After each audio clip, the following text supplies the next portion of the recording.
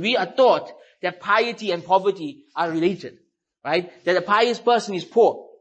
That people who have money, they're going to be misguided. They are greedy, they're materialistic. But again, Abu Bakr was wealthy. Umar radiallahu anhu was wealthy. Uthman radiallahu anhu was wealthy.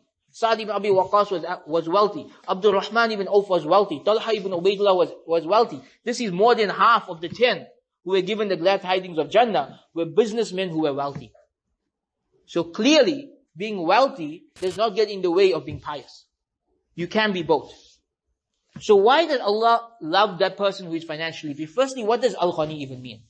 Al-Ghani means that someone works hard in this world to achieve a level of financial success where other people can't bully them anymore. You see, one of the things that people hold over other people's heads is wealth. Right? Let me give you an example of Al-Ghani and not Al-Ghani in terms of a scholar.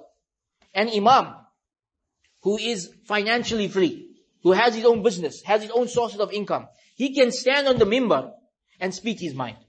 He can hold his own opinions. He can pass fatwas that he believes is true. Nobody can threaten to get him fired. Nobody can threaten to take away his source of livelihood because he is Al-Ghani. He is someone who is financially free.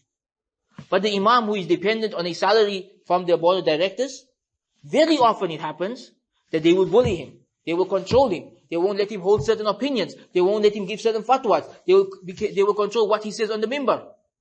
Why? Because in financial freedom lies the power to be truly yourself, to be able to stand up to bullies, to be able to hold your own opinions.